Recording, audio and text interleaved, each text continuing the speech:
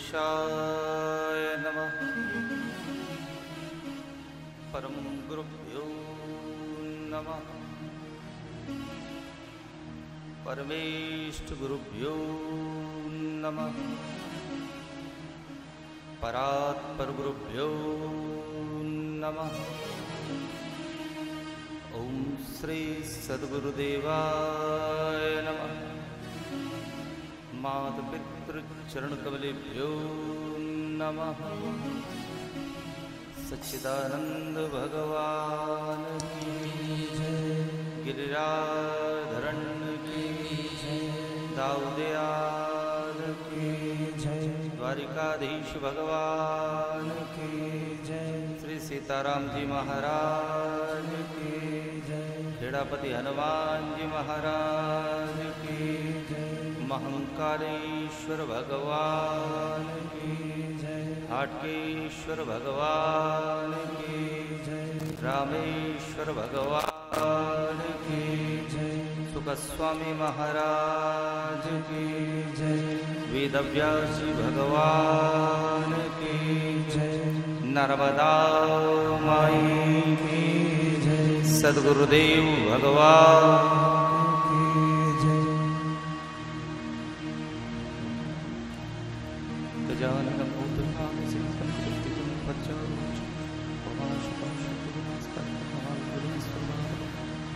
ओम नारायणं नमस्कृत्य देवीं सरस्वतीं व्यासं ततो जयेत्। ओम सच्चिदानंद रूपाय विश्वोत्पत्त्यादिहेतुविद्यापत्रयविनाशाय। ओम वसुदेवसुतं दिव्यं कंसचाणूरमर्दनं देवकी परमानन्दं कृष्णं वन्दे जगद्गुरुं। ओम या देवी सर्वभूतेषु शान्तिरूपेण संस्थिता नमस्तस्यै नमस्तस्यै नमस्तस्यै। ओम या देवी सर्वभूतेषु लज्जारूपेण संस्थिता नमस्तस्यै नमस्तस्यै नमस्तस्यै। ओम गुरुर्ब्रह्मा गुरुर्विष्णु गुरुर्देवो महेश्वरः गुरुर्साक्षात् परब्रह्म तस्मै श्री। ओम सर्वे भवन्तु सुखिनः सर्वे सन्तु निरामयाः सर्वे भद्राणि पश्यन्तु मा कश्चित् दुःखभाग्।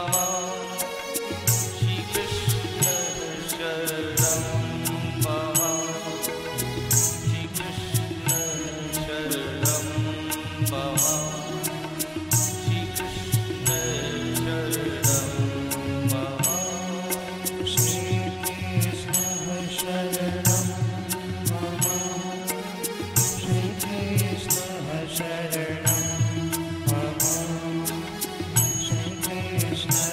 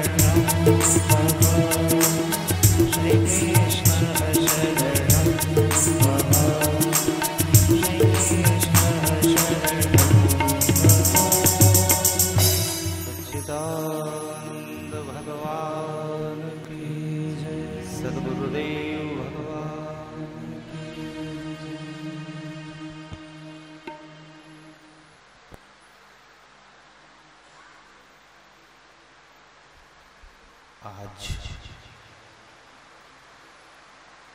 प्रथम दिवस की कथा प्रारंभ करने से पूर्व सच्चिदानंद स्वरूप परब्रह्म परमात्मा को हम सब मिलकर दंडवत प्रणाम करते हैं। द्वारिकाधीश को वंदन, उनकी आभा का स्मरण। रामेश्वर भगवान को बार बार वंदन कर उनकी आभा का स्मरण करते हैं। श्रीमद् भागवत महापुराण और सुखदेव जी महाराज को वंदन कर पांडाल में और मंचासीन विराजित साधु संत महात्मा ब्राह्मणों को प्रणाम करने के बाद आज सप्तम दिवस की कथा श्रवण करने पधारे आप सभी श्रद्धालुओं को हमारा प्रणाम।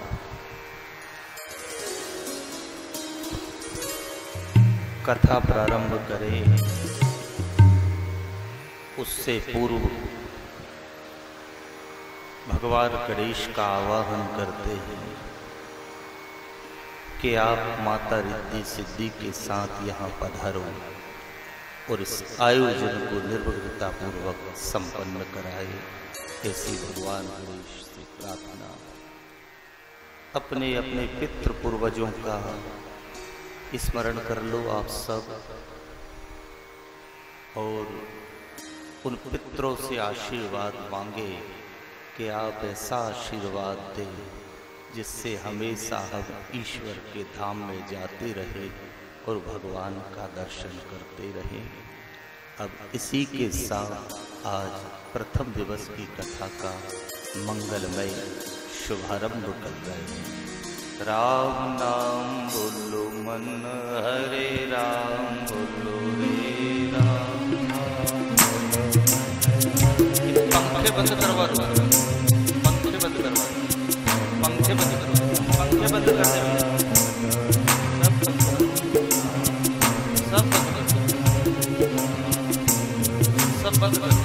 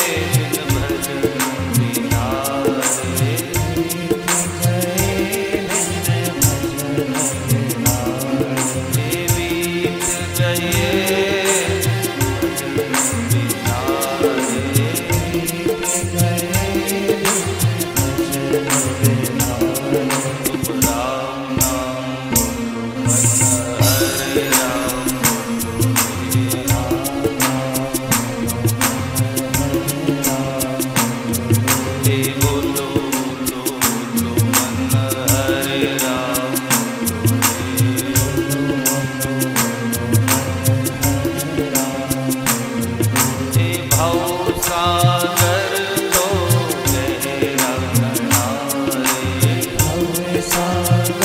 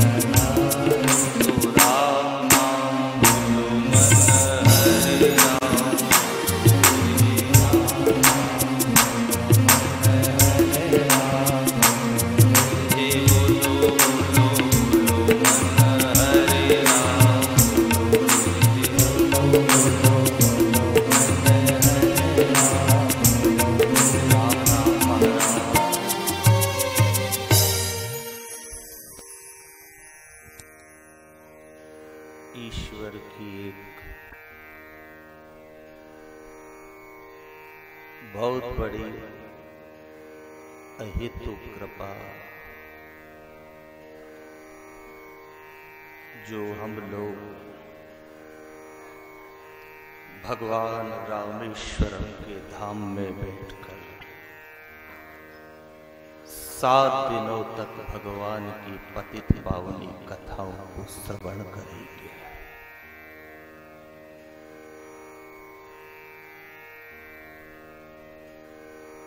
देखो, रामेश्वरम आए हो तो रामेश्वरम में आके अपनी साधना को आप मजबूत कर सकते हो। शांति से बैठ जाओ, बहुत शांति से चैतन्य होके बैठो। साधना को क्या कर सकते हैं? चैतन्य कर सकते हैं। क्योंकि 4 जगह महापुरुषों ने बताई है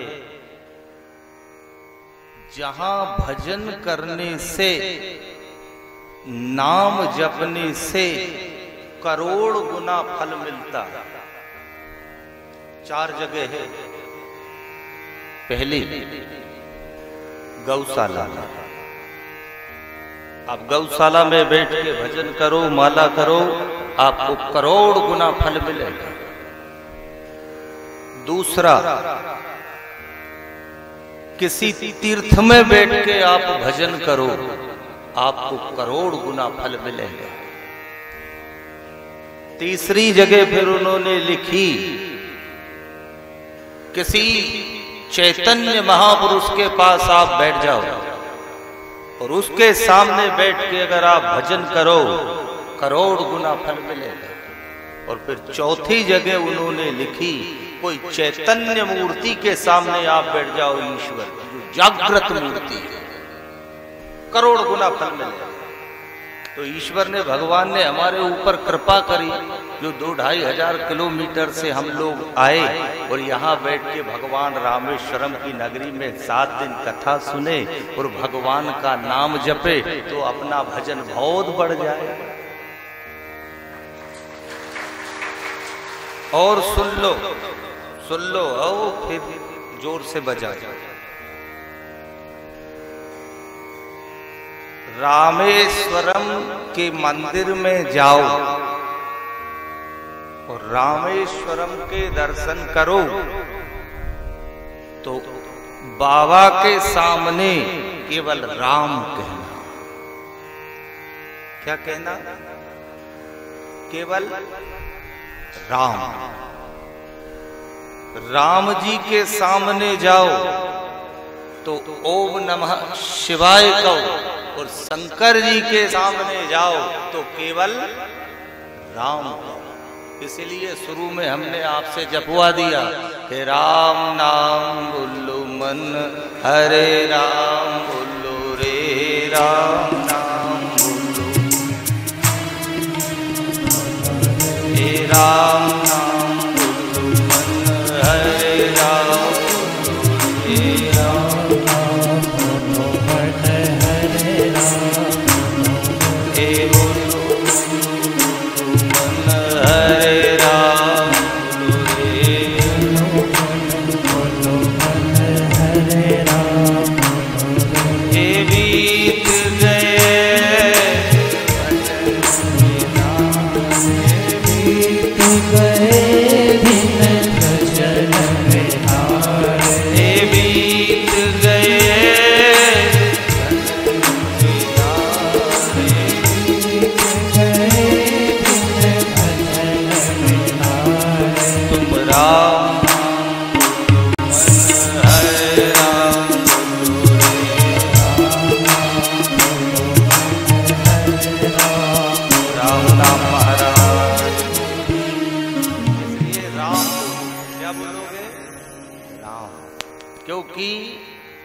भगवान राम कहते हैं मेरे को प्राप्त करना हो तो बिना शिव की भक्ति को कोई मेरे को प्राप्त नहीं कर सकता है।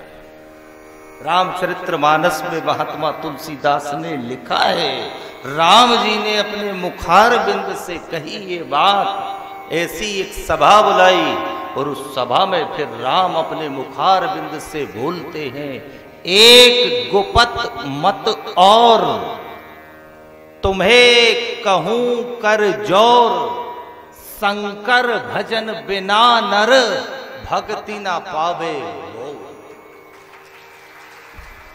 मानस की चौपाई, बिना शिव के भक्ति अपूर्ण है। इसलिए रामायण में महात्मा तुलसीदास ने फिर लिखा कि भवानी शंकरौ वंदे श्रद्धा विश्वास रूपी। शिव बहुत जरूरी है, और जिनका गुरु नहीं हो अच्छी जगह आ गए हैं, बहुत अच्छी जगह आके बेटे। जिनके गुरु नहीं है वो भगवान रामेश्वरम को गुरु मान लो, और वहां से वो आपको दीक्षा देगा, बराबर राम नाम की दीक्षा देगा। क्योंकि जैसे ही महापुरुषों ने लिखा है, जैसे ही शिव के सामने राम किसी ने कहा, शिव की समाधि खुल जाती है।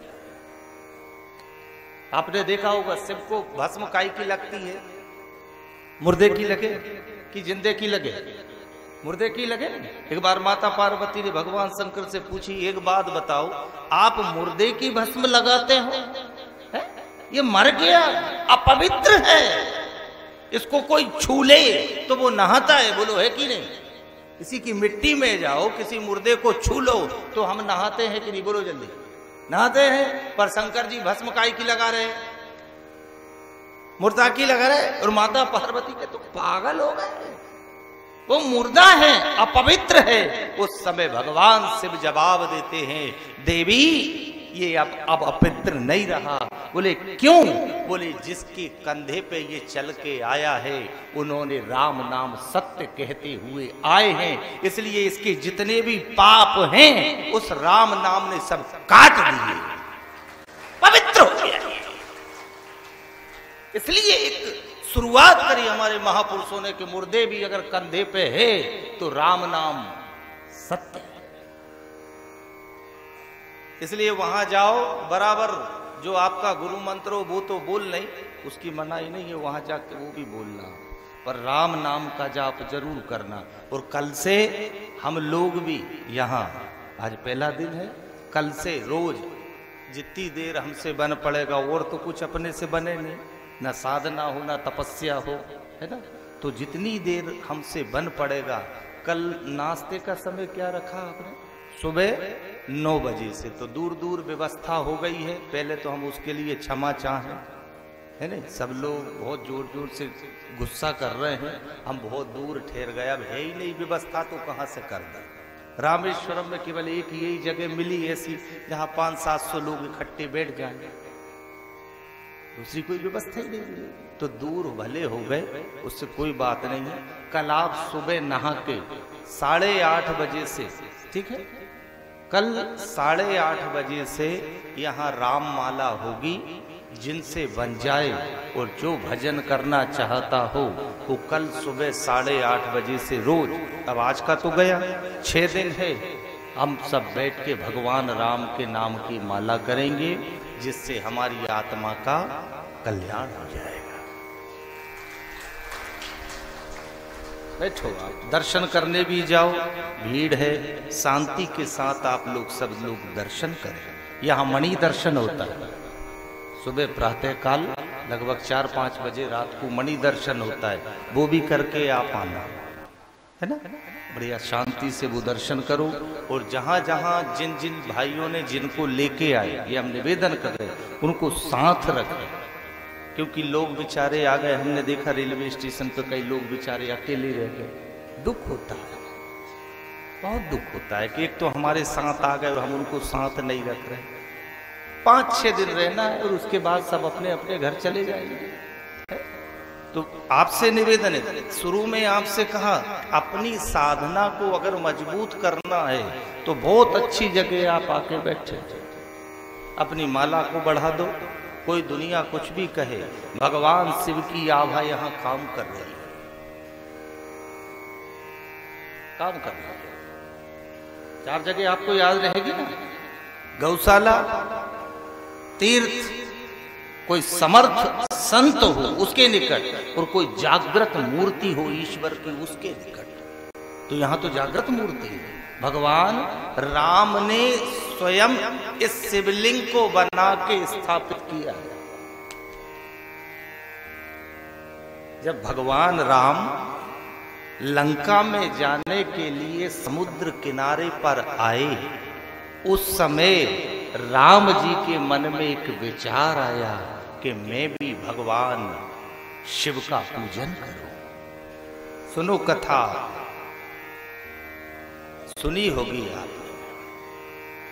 राम जी ने अपने मन की बात लक्ष्मण जी और हनुमान से कही कि मैं भगवान शिव का पूजन करना चाहता हूं। उसके लिए एक लिंग की आवश्यकता होगी। अब लिंग तो यहां मिले नहीं, शिवलिंग होना चाहिए, वो मिले। कौन लाएगा? हनुमान जी की हम जाएंगे। कहां जाओगे? काशी जाऊंगा। ये आनंद रामायण की कथा है। हनुमान जी चले। कहां? काशी। हनुमान जी काशी के लिए निकले। इधर भगवान राम ने सारी तैयारियां कर ली, पर शिवलिंग नहीं आ पाया। हनुमान जी नहीं लौटे। अब इधर जो शिवलिंग स्थापना का मुहूर्त था, वो मुहूर्त बीता जा रहा था, पर शिवलिंग नहीं। पूजन कैसी हो? उसी समय भगवान राम ने इसी समुद्र की बालू का एक शिवलिंग तैयार किया और भगवान राम ने उस शिवलिंग का पूजन किया। अब पूजन हो गया। उस पूजन में समस्त देवी देवता आए, और जब समस्त देवी देवता आए और जब प्रसाद लेके वो जा रहे थे, और उधर काशी से हनुमान जी शिवलिंग लेके आ रहे थे। अब हनुमान जी ने वो साधु संत देवताओं से पूछा, कहां से आ रहे? आपको नहीं मालूम? बोले मेरे को नहीं मालूम। राम जी ने शिवलिंग स्थापना की है समुद्र के किनारे। अरे बोले शिवलिंग कहां से स्थापना होगी? शिवलिंग तो मेरे हाथ में है। अरे नहीं नहीं, बोले उनने तो कर दी। अब उसी समय हनुमान जी भगवान राम के पास आए और देखा तो भगवान राम शिवलिंग की स्थापना करके बैठे थे। हनुमान जी को क्रोध आया, प्रभु जब आपको रेत का शिवलिंग बना के स्थापना करनी थी तो आपने मेरे को इतनी दूर काशी भेजा क्यों? और बन गई बात कि आपने रेत का शिवलिंग बना दिया, पर पानी की एक लहर इस शिवलिंग को मिटा कर दे दी। ये रेत का है। भगवान राम हनुमान जी की तरफ देखने लगे। हनुमान, ये रेत का जो मैंने शिवलिंग बनाया ये टूट जाएगा। बिल्कुल टूट जाएगा, क्योंकि ये रेत का है। उसी समय भगवान राम ने हनुमान जी से कही, हनुमान एक काम कर, मैंने स्थापना कर दी है, तू इस रेत के शिवलिंग को हटा दे और तूने जो शिवलिंग लाया है उसको रख दे, मैं मान जाऊंगा। अरे हनुमान जी ने कहा, यो रेत को शिवलिंग कहाँ लगे? आप मेरे बल के बारे में जानते हो, लंका जलाई आया मैंने, बड़े बड़े काम कर दिए, ये रेत का शिवलिंग कहाँ लगे?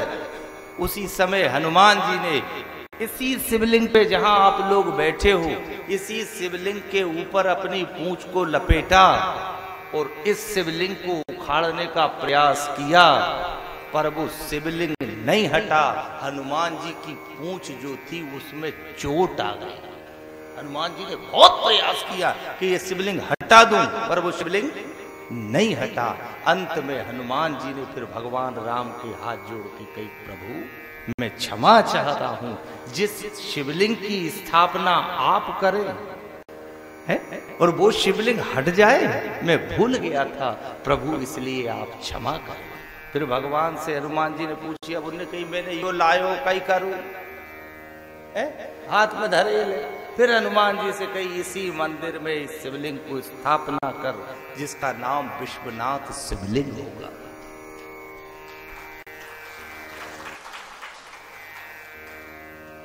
आया समझ में आपको? है समझने का प्रयास करना और बहुत शांति से सुनना। तो कौन ने स्थापना की? भगवान राम ने। और गंगा जल तो लाए ही हो, है? क्योंकि रामायण में क्या लिखा है? जय रामेश्वर दर्शन करायहि, जय रामेश्वर दर्शन करायहि, जय रामेश्वर दर्शन। तो तनु तरी मम लोक सिधरायहि, तो तनु।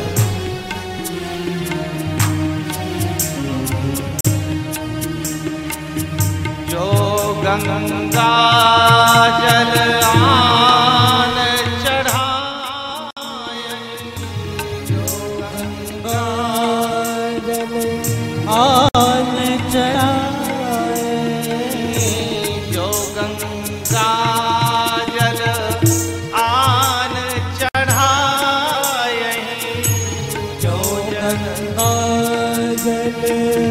आन चढ़ाए, मुक्ति नर पाए,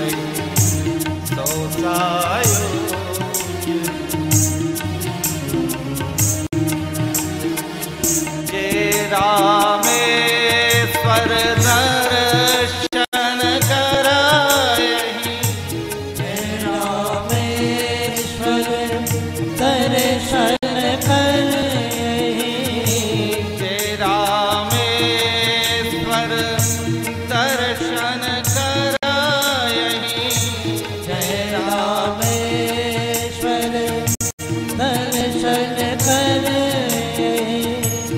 तो तनु तरे मम लोक सिधरायहि, तो तनु।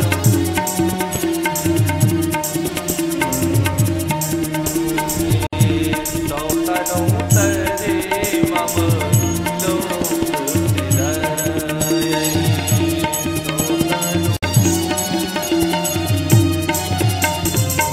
रामेश्वर भगवान जय रामेश्वर दर्शन कराई, सो तनु तजी मम लोक सिधरायहि। भगवान राम ने कहा केवल दर्शन से भजन नहीं बने, मत करना पर दर्शन तो कर लो। शिव मुक्ति का दाता है, मुक्ति बस प्रसन्न भर हो जाए। इसीलिए कहा है श्रद्धा विश्वास रूपिणो। और याद रखना ईश्वर गुरु मंत्र दवा ये श्रद्धा पे काम करते। इसलिए रामायण में लिख दिया कि जाकी रही भावना जैसी है, प्रभु मूर्ति देखी तिन। जिसकी जैसी भावना है वैसा वैसा फल मिलते जाएगा। अगर भावना है, श्रद्धा है, विश्वास है, बराबर यहां से कुछ लेके जाओगे। और नहीं, यहां आने के बाद भी श्रद्धा नहीं है, विश्वास नहीं है, तो बुराई और ईर्ष्या ही लेके जाओगे। क्योंकि श्रद्धा अगर है, विश्वास है, तो बराबर ईश्वर साथ देता है। एक प्रसंग किसी महापुरुष के मुखारबिंद से हमने सुना। तो श्रद्धा क्या करती है, विश्वास क्या करता है। एक राजा, उसकी एक बेटी बड़ी सुंदर, बहुत सुंदर, अति सुंदर। वो बेटी बड़ी हुई, भगवान का भजन करती, नाम जपती। उस राजा ने अपने बेटी से कही कि बेटी मैं तेरा विवाह करना चाहता हूं। बेटी ने कही पिताजी मैं आपके हाथ जोड़ूं, मैं विवाह करना नहीं चाहती। आप तो मेरे लिए अपने राजमहल से दूर एक महल तैयार करवा दो छोटा सा, जिसमें मैं रहूं और भगवान का भजन करूं। और मेरी मानो तो वो बेटी कहने लगी पिताजी आप भी सब छोड़ो। क्यों? ये धन, ये माया, ये शरीर, ये तीनों एक दिन नष्ट हो जाए। पिता ने कही बेटी मैं तो छोड़ नहीं सकता क्योंकि मैं राजा हूं, तू छोड़ दे, मैं तेरे लिए महल बनवा देता। राजा ने महल बनवा दिया। बेटी जाके उसमें भजन करने लगी। वो भजन करती, पर भजन करते करते वो अपने पिता से के बारे में भी सोचती और ईश्वर से प्रार्थना करती, हे ईश्वर मेरे पिता को सद्बुद्धि दे जिससे वो राजपाट और धन हीरे मोती सोने को छोड़ के और मेरे पास इस महल के कमरे में आ जाए और भगवान का भजन करे। अब वो रोज ये बात कहती। एक दिन वो बेटी जब भजन कर रही थी और भजन करने के बाद वो भगवान से कह रही थी, परमात्मा मेरे पिता को सद्बुद्धि दे जिससे कि वो धन हीरे मोती छोड़ के भगवान की माला उठा ले। उसी समय उस महल के बगल में एक चोर बैठा था। कौन बैठा था? चोर। वो सेंध लगा के चोरी करता था। उसने सुना और उसने कही ये राजा की बेटी है और इसके पिता के पास बहुत धन है, क्यों ना जाके इसके पिता के घर में चोरी करूं। चोर गया राजा के यहाँ चोरी करने, पर जैसे ही गया तो देखा पहरेदार लगे, अंदर जा ही नहीं सकता। अब अंदर जा नहीं सकता, बड़ी कोशिश करी। एक दिन परेशान हुआ, 2 दिन परेशान हुआ, 3 दिन, 8 दिन, 15 दिन, महीने भर परेशान हो गया, पर चोरी नहीं कर सका। उसने कही चोरी तो करना, कैसे करूं? उस ठग के मन में, उस चोर के मन में एक विचार आया। उसने कही मैं महात्मा बन जाऊं। क्या बन जाऊं? महात्मा। वो महात्मा बन गया और महात्मा बन के उस राजा की बेटी के यहाँ पहुंचा जो बैठ के कुटिया में भजन करती थी। अब उस बेटी ने देखा, ओहो आज तो मेरे भाग खुल गए, आज मेरे यहाँ महात्मा पधारे, संत पधारे, जबकि वे है कौन? चोर। बेटी बड़ी प्रसन्न हुई, महात्मा जी को ले गई, बिठाला और स्वागत करने के बाद गिलास लेके पानी का आई। गुरुजी जल ग्रहण कीजिए। गुरुजी ने जैसे ही गिलास लिया और उस बेटी से पूछा, बेटी मैं पानी तो तेरे हाथ का पी लूं, पर तू ये बता तेरा कोई गुरु है? उस बेटी ने कहा, गुरुजी अभी गुरुजी तो है ही नहीं, मेरे कोई गुरु नहीं है। अरे गिलास रख दिया। बोले तेरा कोई गुरु नहीं? बोले हाँ मेरा कोई गुरु नहीं। तो बोले मैं तेरे हाथ का पानी नहीं पीऊंगा।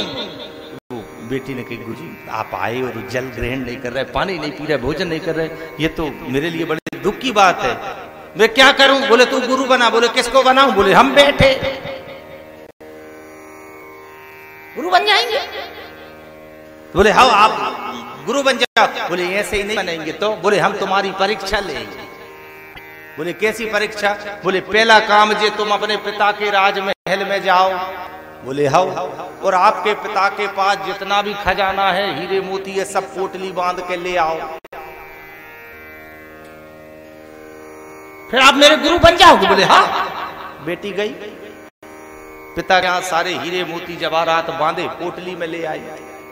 बोले गुरुजी ये लो हीरे मोती जवाहरात पोटली में, ये मैंने सब आई। बोले हम देखना चाहते हैं। गुरुजी ने कही तो माया को तो पकड़ के नहीं बैठे, कहीं धन को पकड़ के तो नहीं बैठे? बोले नहीं गुरुजी ये लो सब। गुरुजी ने कही एक काम करो, जंगल में चलो। बोले चलो। अब वो बेटी और वो गुरु कहाँ पहुंच गए? जंगल में। अब गुरुजी ने कही बोले एक काम करो, हम तुमको बांधेंगे, तुमको बांधेंगे। बोले गुरुजी कितने दिन बांधोगे? बोले 3 दिन, और ये तुम्हारा हीरा मोती जवाहरात सब लेके हम जाएंगे और 3 दिन बाद हम वापस आएंगे। अगर तुमको हमारे ऊपर भरोसा है और तुमको अपने ये हीरे मोती की याद नहीं आई तो हम मान लेंगे कि तुम हमारी शिष्या हो गई, हम आपको नाम दे देंगे। अब वो बेटी तो बड़ी भोली। ठीक है गुरुजी। उसने जंगल में गई, हीरे मोती की पोटली खोल दी और वे गुरुजी ने उस बेटी को झाड़ से बांध दिया, और गुरुजी ने झाड़ से बांधा और वो पोटली बांधी और गुरुजी निकल गए।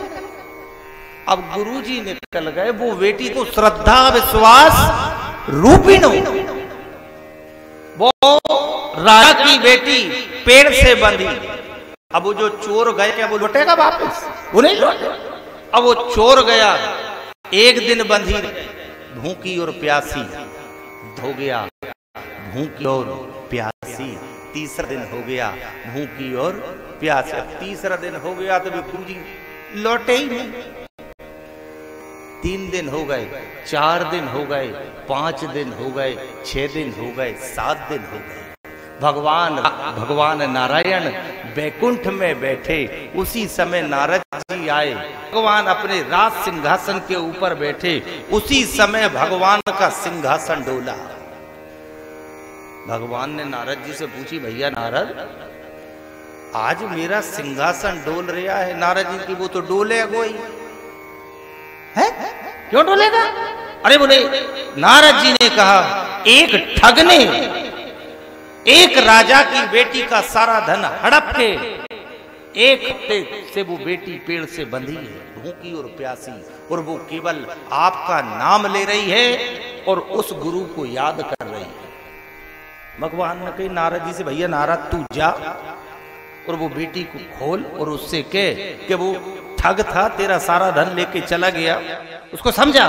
नारद जी के मैं जाऊं? बोले जाओ। नारद जी आ गए, उस बेटी के पास खड़े हुए और नारद जी ने उस बेटी से कहा, बेटी मैं आ गया हूं, तेरे को खोलता हूं। जिस महात्मा को तू गुरु मान रही थी वो महात्मा नहीं, वो चोर था, तेरे को बांध के चला गया। 3 दिन की बोल के गया, आज 7 दिन हो गए, वो लौटे ही नहीं। ले मैं तेरे को खोल देता हूं। उसी समय उस बेटी ने नारद जी से कही, महात्मन मेरे को हाथ मत लगा देना। अरे बोले, तू बंधी है, भूखी है, प्यासी है, मैं मर जाऊं पर मेरे को खोलेगा वो ही जिसने मेरे को बांध के लिया। हाथ मत लगा दे। नारद जी डर गए, दौड़ते दौड़ते भगवान के पास पहुंचे। भगवान से कही, प्रभु वो तो कह रही हाथ मत लगा दे। भगवान ने कही, मैं चलूं? बोले हाँ, अब तो आपको ही चलना पड़ेगा। भगवान आ गए, नारायण शंख चक्र गदा पद्म लेके उस बेटी के सामने खड़े हुए। भगवान ने कहा, बेटी मैं तेरे को दर्शन दे रहा हूं, मैं आया, अब मैं तेरे को खोल दूं। उसने भगवान से कह दी, हाथ मत लगा देना। अरे तो तू भूखी है, तू प्यासी है, तूने कुछ खाया नहीं, पिया नहीं, तू मर जाएगी। उसने कही, मैं मर जाऊंगी, मेरे को मरना मंजूर है, पर श्रद्धा विश्वास रूपी आप भगवान है, मैं मानती हूं, ये नारद जी हैं, मैं मानती हूं, पर प्रभु मैंने बहुत दिन माला की, मैंने बहुत दिन भजन किया, आप नहीं आए, इसलिए मेरा सबसे बड़ा वो गुरु चोर है जिसने बांध के दिया और आपको मेरे सामने ला के खड़ा कर दिया। मेरा गुरु तो वो चोर है, आप उसको लाओ। वो आए और फिर वो खोले। भगवान ने नारद जी के भी ढूंढ, कहीं मिले तो ला। अब नारद जी चले बेचारे, कहीं इधर कहीं उधर। अब बड़ी मुश्किल से वो चोर मिला नारद जी को। नारद जी ने कहा, भैया महाशय कृपया आप मेरे साथ चलो। चोर ने कही, मैं बिल्कुल नहीं जाऊंगा। मैं जाऊंगी क्योंकि वो जानता था मैंने इसका धन लेके आया हूं। नारद जी की भी, मैं तेरे हाथ जोड़ू, इससे 4 गुना धन दिलवाऊंगा मैं तेरे को। चोर ने पूछी, आप कौन? बोले, मैं देवर्षि नारद। पकड़वाओगे तो नहीं? बोले, बिल्कुल नहीं। बोले, ले कहाँ जा रहा है? बोले, वहीं चलना जहां तूने झाड़ से वो बेटी को बांध आया। वो चोर आया, उस चोर के सामने भगवान नारायण खड़े। चोर आया, उस चोर ने उस बेटी को खोला और उस बेटी ने भगवान नारायण को और नारद जी को प्रणाम नहीं किया। वो गई और उस चोर के चरण में जाके लेट गई। धन्य है आप जैसा महात्मा जो आपने आज साक्षात ईश्वर को मेरे सामने खड़ा कर। उस समय उस चोर की आंख में आंसू आए और उसने एक बात कही, बेटी ये मैंने नहीं किया है, जो कुछ भी किया है वो तेरी श्रद्धा विश्वास ने किया है। अगाध श्रद्धा की। इसलिए रामायण में लिखा कि भवानी शंकरौ वंदे श्रद्धा विश्वास रूपिण। जिसकी श्रद्धा है, जिसका विश्वास है, बराबर ईश्वर काम करते जाएगा, आपको देते जाएगा। तो श्रद्धा नहीं है तो कितना भी भजन कर लो साहब, कितना भी दान कर लो, कितना भी कुछ भी कर लो, कोई फल नहीं मिलेगा। निवेदन करते हैं आपसे, किसी को भी दान दो, दान देने के बाद अगर आपने उसको दबाया डराया, वो दान फिर व्यर्थ हो जाता है। देने के बाद अगर आपने उसको दबाया, साहब मैंने ये दिया, अब आप ये करो, तो वो फिर दान नहीं रहा। दान देने में दीनता आना चाहिए। और ईश्वर ने हमारे को चुना जो वो दिलवाता है। बिल्कुल दीन हो जाओ, बिल्कुल दीन, कुछ नहीं। और अपनी श्रद्धा, अपने विश्वास को आप अडिग रखो। जहां हम बैठे हैं, हम इन रामेश्वरम से भी यही प्रार्थना करें, जैसे बाबा रामेश्वरम आपने भगवान राम को लंका विजय करा दी और राम को जीत दिलाई, ऐसे ही हे भगवान रामेश्वरम, जब मेरा अंत समय आए उस समय आप यमदूतों से मुझे जिता देना। गुजरूं जब मैं गुलजारी, ये दुनिया रहे न सारी।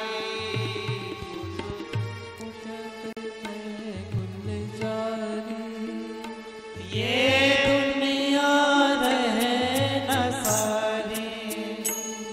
गुजरूं जब मैं गुलजारी, ये दुनिया रहे न सारी। गुजरूं जब मैं गुलजारी, ये दुनिया रहे न सारी।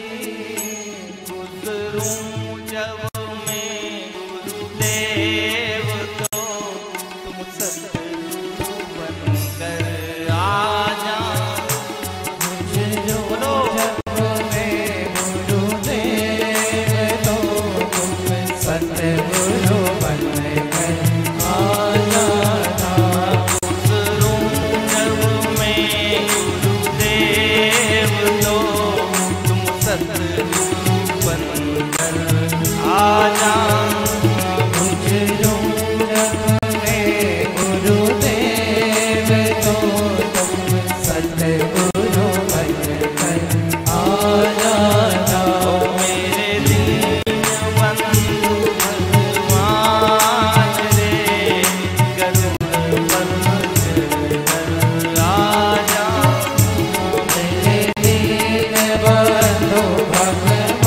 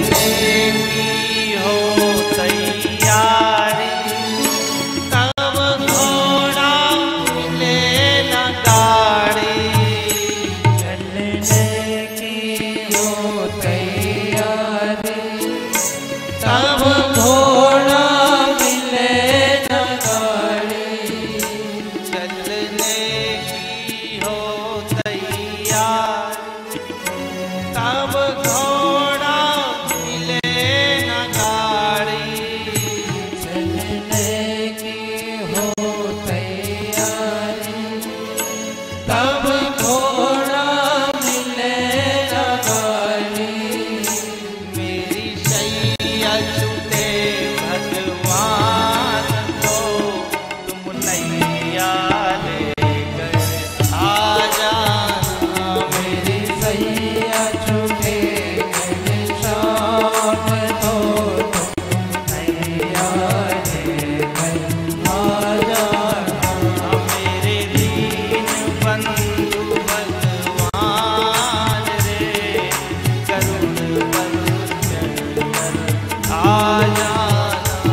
मेरे दीन बंधु भगवान रे, करुणे पर चढ़कर आ जाना। मेरे दीन बंधु भगवान रे, करुण बल चढ़कर आ जाना। मेरे दीन बंधु भगवान रे, करुणे पर चढ़कर आ जाना। इसलिए भजन की जरूरत है साहब, भजन करिए। देखो भगवान राम को भी पूजन करना पड़ा, भगवान राम को भी भजन करना पड़ा, तब जाके कहीं समुद्र के ऊपर पुल बना और भगवान राम लंका तक पहुंचे। कभी विचार करो, हमारी आत्मा को भी भवसागर से पार होना है तो उसके लिए क्या भजन और पूजन नहीं करना पड़ेगा? इसलिए भजन करो। और जिनके जिनके जीवन में जो जो कमी है, वो कमी को अगर कोई पूरा कर सकता है तो केवल भगवान का भजन ही पूरा कर सकता है। परम पूज्य डोंगरे जी ने लिखा है, सुन लो, भजन करने से क्या फायदा होगा, नाम जपने से क्या फायदा होगा। 1 करोड़ नाम जपोगे, यार इधर रखो, 1 करोड़ नाम जपोगे तो उससे तन निरोग होगा, कोई बीमारी नहीं आएगी। ये भजन करेगा कितने नाम से? 1 करोड़। 1 करोड़ आप भजन नाम जपिए, आपका तन निरोग रहेगा। 2 करोड़ नाम जब पूरे होने के बाद धन की प्राप्ति होगी। कितने? 2 करोड़। शुरू हो जाओ, जिनको पैसा चाहिए नहीं शुरू कर दो आज से। जिस दिन 2 करोड़ पूरे हो जाएंगे उस दिन आपको रिफंड मिलना शुरू हो जाएगा। 2 करोड़ नाम जप करने से धन की प्राप्ति होगी। 3 करोड़ नाम जप पूर्ण हो जाने के बाद यश मिलेगा। जिनको यश चाहिए कि साहब मेरा यश हो, लोग मेरी वाहवाही करें, 3 करोड़ नाम कर लो अपने आप। 4 करोड़ नाम जप करने से सुख मिलेगा। क्या मिलेगा? सुख की प्राप्ति होगी। 4 करोड़ नाम पूरे हो जाएंगे, सुख मिलेगा। 5 करोड़ नाम जप हो जाने के बाद ज्ञान मिलेगा। कई महात्माओं के बारे में आपने सुना होगा, जो कहीं पढ़े नहीं, कहीं लिखे नहीं, पर उसके बाद उनको पूरी रामायण का ज्ञान, पूरी भागवत का ज्ञान। कई सूरदास को देखा होगा आपने, उनको दिखे नहीं, हाथ पकड़ के लोग उनको ले जाए, पर कई सूरदास है जो बिना देखे पूरी रामायण पढ़ देते, पूरी रामायण पढ़ देते। ये भी हमारे फूफा जी बता रहे, संतोष फूफा जी को होशंगाबाद में कोई सूरदास जी से रामायण कराई थी, उनको दिखता नहीं है, पर 24 घंटे इन्होंने रामायण कराई थी। वो सूरदास ने बिना रामायण पढ़े पूरी रामायण पढ़ दी थी, बिना देखे। अब वो कहां से आई, कहां से आया, उसको तो दिखता नहीं। और लोगों ने मिलाई, रामायण बैठ के मिलाई है, पर पूरी चौपाई जो रामायण में लिखी है वही की वही जो वो बोल रहे हैं। अब उसको नहीं दिखता, वो कहां से ज्ञान प्राप्त हुआ? तो वो नाम हो गए उतने कितने 5 करोड़ नाम उनके पूरे हो गए, अपने आप फिर ज्ञान मिल गया। 6 करोड़ नाम जप हो जाने के बाद शत्रुओं का नाश हो जाता है। अब शत्रु कौन है? शत्रु कौन? कमरा नहीं दियो तो फिर समिति शत्रु, ये शत्रु नहीं, दूर ठहरा दीजिए शत्रु ना। शत्रु हमारे अंदर के और हमारे बाहर के शत्रु नहीं, जो हमारे अंदर बैठे ने। काम क्रोध मद लोभ की जब लग घट में खान, काम मूर्ख कह पंडित दोनों एक समान। हमारे अंदर के जो शत्रु हैं, काम क्रोध लोभ मोह, ये शत्रु है। 6 करोड़ नाम जप हो जाने के बाद अंदर के शत्रुओं का नाश हो जाता है। 7 करोड़ नाम जप जो पूर्ण कर लेता है, उस स्त्री का और उस पुरुष का सौभाग्य अटल रहता है। इसके 7 करोड़ नाम जप होंगे, उसका सौभाग्य कैसा होगा? अटल होगा। 8 करोड़ नाम जप करने से मरण सुधरेगा, मौत सुधर जाएगी। 8 करोड़ नाम होना चाहिए, मौत नहीं बिगड़ेगी, सुधार देगा ईश्वर। 9 करोड़ नाम जप करने से ईश्वर के अपरोक्ष दर्शन होंगे सपने में। भगवान सामने नहीं मिलेगा, काय में मिलेगा? सपने में। 2 दर्शन बताए संतों ने, एक परोक्ष और दूसरा अपरोक्ष। तो हम तो लोगों से कथाओं में यही कहते, सामने भले नहीं मिले, सपने में ही देख लो। कई के सपने में सांप आए, कई के बिल्ली आए, कई के कुत्ता आए, कई के में सोनो दिखे।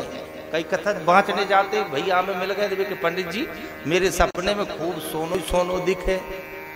ये को कई मतलब मेरे भैया तो मेरे को नहीं मालूम, थारा सपने में सोना आ रहा है। मेरे की संतों के सपने में मेरे की भगवान आता, सपने में भी दर्शन होता है। गोपियों को काय में होता था? सपना में आयो सावरियो मारे, सपना में आयो सावरियो मारे, सपना में आयो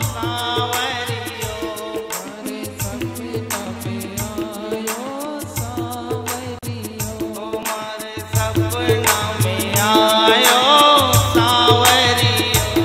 मारे सपना में आयो सावरियो, मारे सपना में आयो सावरियो,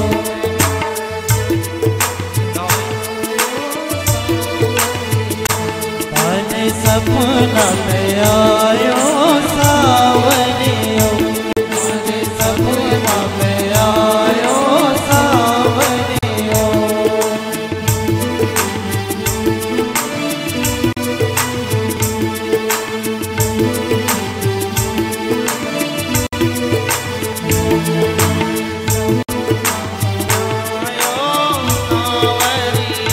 मारे सपना में आयो सावरियो। आनंद भगवान कहाँ देखा गोपियों को?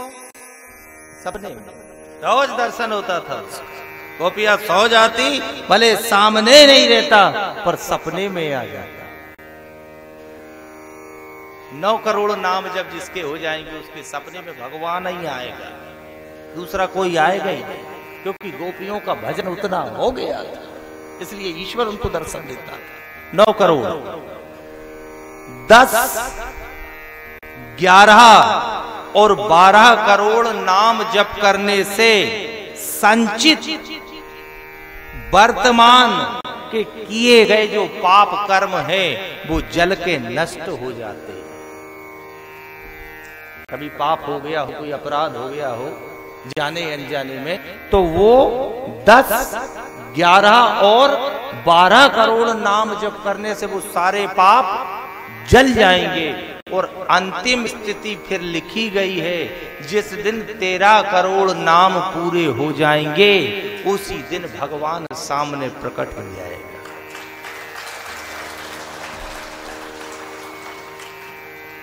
ये 13 करोड़ जो कहते नहीं, कितने करना है? 13 करोड़ है नहीं, तो वो 13 करोड़ जो है वो ये फिर काम करेगा। जिनके जीवन में जो कमी हो वो अपने अपने हिसाब से देख लो। पैसा नहीं है बराबर, फिर शुरू हो जाओ, टारगेट बना लो 2 करोड़ करना है। कोई बीमारी है, सोच लो मेरे को बीमारी है, आप नाम जपना शुरू करो बराबर। राम नाम की औषधि खरी नियत से खाए, अंग रोग व्यापे नहीं और महारोग मिट जाए। औषधि का काम करता है साधु संत महात्मा। कई साधु संत महात्माओं को आपने सुना होगा, वो उसी नाम से अपनी भूख और प्यास मिटा लेते। साधु संत महात्मा कई देखना आप उनको भूख नहीं लगती। भगवान राम और लक्ष्मण को जब महात्मा विश्वामित्र अपने साथ लेके आए, उस समय महाराज दशरथ ने विश्वामित्र जी से कहा, महात्मन एक बात कहूं? बोले हाँ बोलो।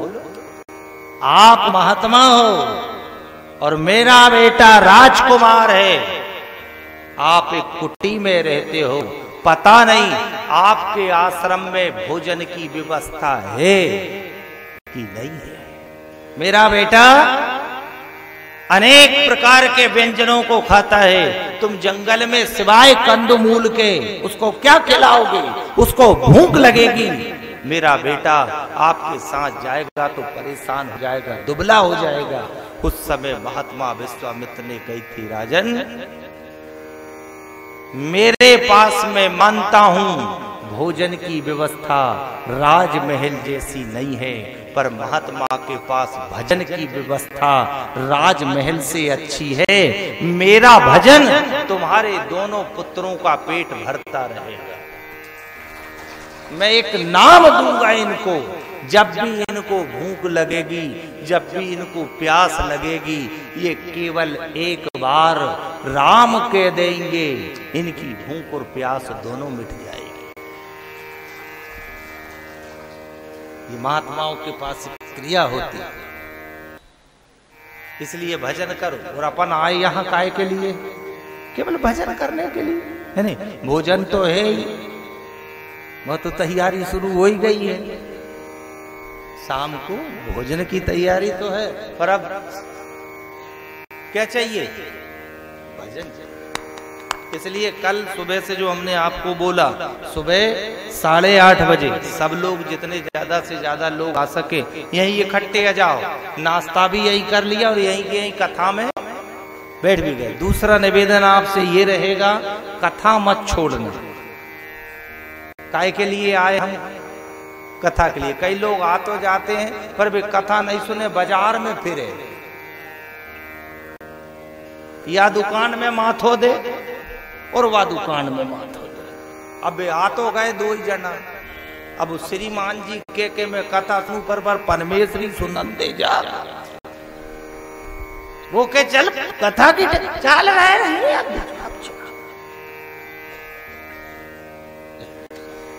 रात गवाई सोए के और दिवस गवाया खाए, हीरा जन्म अनमोल था ये कौड़ी बदले जाए। कई लोग कहते तीर्थ में जा रहे साहब, क्या करोगे?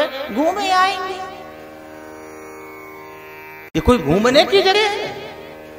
ये घूमने की जगह नहीं है, ये तो मुक्ति का दाता है साहब। अगर प्रसन्न हो गया, प्रसन्न अगर हो गया, मुक्ति दे देगा।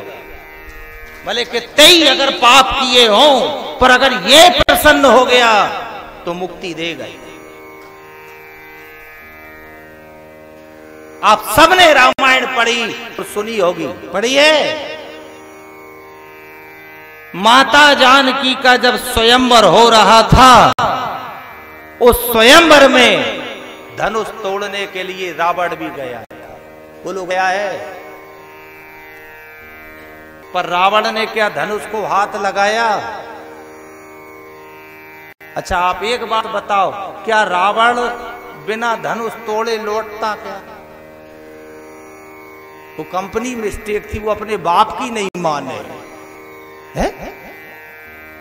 वो मान जाए बिना धनुष तोड़े, पर रावण चुपचाप बैठा, चुपचाप बैठा, धनुष रखा। कई राजा उठे, कई महाराजा उठे, सब धनुष तोड़ने का प्रयास कर रहे, पर रावण धनुष की तरफ देख भी नहीं रहा है। रावण की नजर भगवान राम के ऊपर है, राम के ऊपर रावण की नजर है। एक दो बगल में बैठे थे रावण के, उनने कही एक काम करो तुम भी उठो रावण से। रावण ने की मैं हाथ नहीं लगाऊं। क्यों? उसी समय रावण के जो गुरु है और रावण का जो इष्ट है वो भगवान शिव है। किसी महापुरुष ने इसको लिखा, जैसे ही रावण ने भगवान राम को देखा, उसी समय इस गुरु तत्व ने रावण के अंतर आत्मा में आवाज दी, रावण मुक्ति का दाता तेरे सामने बैठा है, तू तो धनुष मत तोड़े। तो रावण ने कही मुक्ति मिलेगी कैसे, तू धनुष मत तोड़। तो रावण ने की फिर आप कह रहे हो मुक्ति मेरी कैसी होगी। उसी समय इस वंदे बोधमयम नित्यम गुरुम शंकर रूपिणो भगवान रामेश्वरम ने कहा, रावण तू कुछ मत करना, तू केवल भक्ति रूपी सीता का हरण करके ले जाना, मुक्ति तेरे पीछे दौड़ते दौड़ते आएगी। अरे रावण मान जाए बिना आजमाए। वो बाली के पास पहुंच गया लड़ने, उनकी आजमा तो ले, भले चाहे 6 महीना बगल दबा रहा और बिना आजमाए माने नहीं, पर धनुष यज्ञ में चुपचाप बैठा है। क्यों? भगवान से उसको पहले ही आगाह कर दिया था, रावण मुक्ति चाहता है तो भगवान राम बैठे। रावण जैसे पापी को क्या मिली? सदगति मिल गई, मुक्ति मिल गई। तो हम तो यही कहें, परमात्मा भगवान शिव से कि प्रभु जब आपने रावण जैसे महापापी को राम से मिला दिया तो मैंने तो इतने नहीं करे ना, हमने तो इतने नहीं किए भी हैं, तो परमात्मा आप उन पापों को हटा के और हम भी राम से मिला देना। मुक्ति चाहिए तो शिव की भक्ति करिए ज्यादा, बराबर मुक्ति नहीं। अगर मुक्ति चाहिए तो, और आना जाना अगर करना है तो फिर और देवी देवताओं की भक्ति करो। बुराई नहीं कर रहे हैं और देवी देवताओं की, पर शिव के पास केवल मुक्ति का विभाग है। इसलिए आपने सुना होगा ब्रह्मा जी सृष्टि का सर्जन करते हैं, भगवान विष्णु सृष्टि का पालन करते हैं, पर शंकर जी के पास कौन सा विभाग है? आखिरी कोई है।